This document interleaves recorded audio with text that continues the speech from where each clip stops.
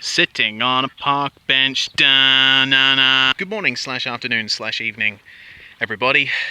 I am SouthPawRacer, going on a bit of a wander in my local area. I figured now would be a good idea, as I do a bit of exploring in this abandoned area, to do a bit of a vloggy type thing. Not so much an update video, but rather a welcome to people who are new subscribers to my channel.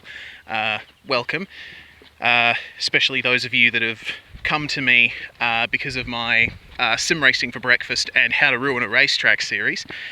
I've been getting a couple of comments asking me about my injury, my arm, and why I only race with one hand, all that sort of stuff. Well, I do have a video from some time ago explaining the situation in detail, but I think I might do one that's a bit better for, you know, in perpetuity, if that makes sense. Pretty nice out here. Not bad at all. Jesus, what's this? Bloody four-wheel drive tracks. So, as I continue on my wander, I guess I'll start by saying, yeah, I do only have the full use of one of my arms, my left one. It's what's known as a brachial plexus injury, and the way I got it was basically at birth, due to a variety of different circumstances. So the story sort of begins when my mother was pregnant with me. Basically, I was a big baby. I was 12 pounds and about the size of a 1-year-old at birth, which is, you know, not exactly plain sailing for the mother. The original maternity doctor that my parents had recommended a cesarean. You know, why wouldn't you? That's a very reasonable route to take. But then he went on leave. I think there was some family stuff and he had to go to the UK or something. The new maternity doctor that my parents were lumped with, he wasn't the most careful of doctors. So this new guy, he had already developed a bit of a reputation for being rough with babies, and from what I heard from various people I've spoken with over the years, that reputation continued well past my birth. He basically insisted that my parents go for a regular birth. I'm not quite sure why. I think a cesarean would have been the safer option. When my mum went into labour, yeah, it turned out that wasn't a good decision. Basically, my shoulders were so wide that I got stuck in the birth canal with only my head sort of out, if you know what I mean. Probably not the nicest mental image, but that's what happened. My mum tells me that the midwives, the maternity nurses, were actually almost jumping on to try and get me out, because yeah, if I had ended up getting stuck in there, it would have been certain doom, basically. So this doctor ended up taking a pair of forceps, clamping them around my head and trying to pull me out by my head, and you know, that turned out to be the worst of it. At first they thought my collarbone had been broken. I was whisked away immediately. I don't think I breathed for, I think, 4 or so minutes. So that wasn't fun. Upon further investigation, though, it turned out that it was nerve damage. My nerves up in my neck. So if you're medically inclined, that's nerves C5 to T1 that basically control the motor functions of the arm were torn out of my spinal cord on the right side by the root. So there was basically no hope of reattaching them. And for the first 6 months of my life, my right arm was completely dead, basically. Didn't respond to any movements, and apparently I was continually crying from the pain. Sorry about the wind noise. My mum tells me that when she would pass out objects to me before I was 6 months old, I would reach out for them with my right shoulder. So maybe I was born right-handed, naturally right-handed, I don't know. But I thought that was an interesting detail. When I was 6 months old, I had an operation to reattach the nerves, and they ended up getting reattached further down the spine. So I got some movement back, but the majority of the damage had been done by that point. So yeah, despite the nerves being reattached, I still didn't have full movement and feeling. So I basically grew up using my left arm for basically everything, and my right arm never really developed to the point where it was a usable limb. That's basically how I came to be like this. So what does this mean for me now? Well, it basically means that I can't do too many things. Well, that's kind of a lie. I can do most things, but there are certain things that I have difficulties with. They're not so much big things, but more like, you know, the little everyday things like washing dishes, chopping up veggies, cutting meat, you know, just the small stuff. It's like, it doesn't seem that significant because, like, if you're completely able-bodied, that's the sort of stuff that you kind of take for granted. But for me, yeah, it's the source of a lot of frustration in my day-to-day life. Okay. Right. So I finally found an okay place to mount my phone so I can show you some of the stuff that I can do with this arm. So this is my left arm, just for comparison's sake. Fairly jacked, you know, regular Adonis on the left hand side of my body. This is my right arm, and as you can probably tell by the fact that I need to hold it up, I can't actually lift it myself. I'm trying here. I am trying very hard. My right hand is a bit smaller than my left. Left hand's quite large. I can completely envelop my face in it. Right arm, on the other hand, is kind of shriveled. It's still very baby-like and wiggles a bit. I don't have the ability to lift it by the wrist like this, how I can do that, sort of a come here sort of gesture, but with the wrist, lifting the wrist. I can't do that on my right hand side. I am trying right now. See how I'm clenching? It's quite difficult.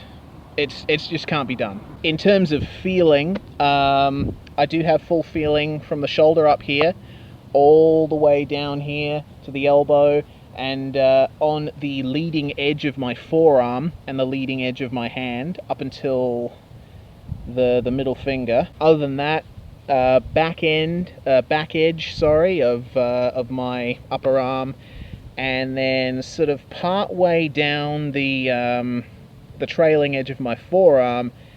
Beyond that, I sort of lose feeling, and on the back edge of my hand, I can't feel that. Can't feel any of that. I can feel a little bit on my pinky finger on the right hand. Almost can't feel anything on the ring finger.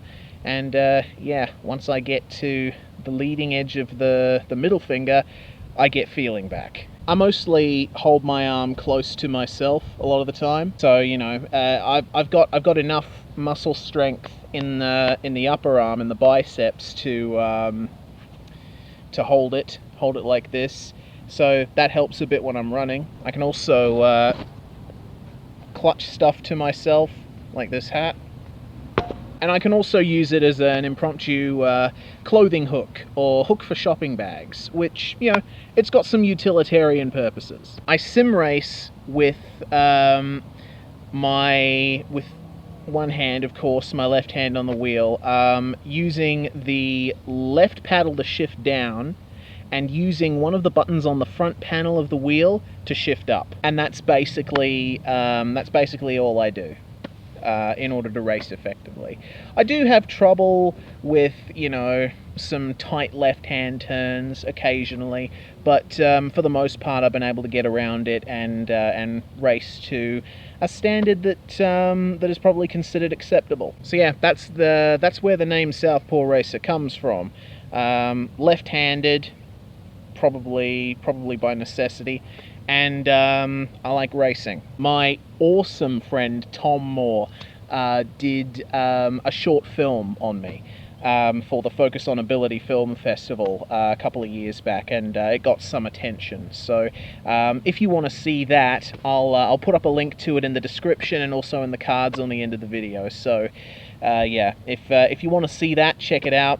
There's a bit more explanation about my condition and the stuff I do to overcome it, and also some shots of me driving a real car. And before you click away and have a look at that, yes, the FOV I'm using on iRacing is wrong in the video. No, I don't care.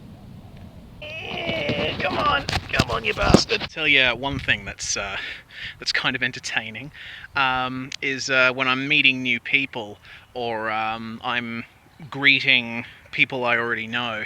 You know, the typical thing is you shake hands, right? Well, yeah, since the vast majority of people are right-handed, pretty much everyone I greet puts out their right hand, and I put out my left, and it's such an automatic thing that it sort of takes us a couple of seconds to realize what's going on, and they are mortified. They're so embarrassed. They go, "Oh, I'm so sorry," but like, I just find it funny. It's just, I find it interesting how, you know, use of certain limbs for certain activities becomes such an ingrained thing that you sort of got to consciously switch it off. The human body. The fuck is this? This is obviously where someone lives. Fucking hell. This is the burnt out corpse of a Toyota Tarago. Things you find out here. Done a shit behind the car, Tyler. Okay, I'd better get out of here. Another burnt out car. Wonder what kind of shit goes on here at night. My full-time occupation at the moment is best described as trying to get something resembling a life together. I don't know, like with the injury and with certain opportunities being limited, my life up until recently felt kind of directionless. I originally went straight out of high school into university, studying an engineering degree. With my home life and, you know, experiencing some personal issues at the time, family stuff, and my continued self-doubt over my own capability to do the work, I ended up failing out, and that was kind of embarrassing. However, there are three things that I felt have really helped me, especially in the last couple of years, as I've attempted to get myself back on track, and that's YouTube, of course, sim racing, and my music. Like, of course, I've got support from friends and family, which has been absolutely fantastic. Huge thanks to, you know, everyone for helping me through the tough times. But my broadcasting commentary stuff with V8s Online really opened my eyes to the stuff that I can do. It's kind of funny. Like when I was little, I would have been about 9 years old. There were a couple of school assignments where we had to do speeches, and I did really well in those. And I had people telling me, "Oh, Reese, you should, you got a voice for radio. You should get into radio, something to use your voice with." And in true young man fashion, it took me until I was in my early 20s to realize, yeah, you know what? Maybe those people had a point. And I suppose a lot of the stuff I do on YouTube, like super serious track guides, or most of the tracks on Verbal Chicanery, where I adopt this comedically negative, self-deprecating persona, that's probably a reflection of that, actually, in retrospect. I tried too hard with engineering, I think. I sort of fell into the trap of thinking that if you weren't doing a STEM subject, it wasn't really worth it, which is complete bullshit, alright? If you are willing to put in the effort required to overcome difficulties, you can make just about any degree work for you, I think. And that's why I'm wanting to make a bit of a career out of broadcasting, out of using my voice. And I think YouTube has really helped with that. And, my subscriber count may be small, only just over 1,000 at the time of recording this, but the support that you guys have given me has really, really helped me sort of realize that this is one of the things I want to do now. I want to use my voice. I want to, develop those skills in front of a camera, speaking and having fun and entertaining people as well.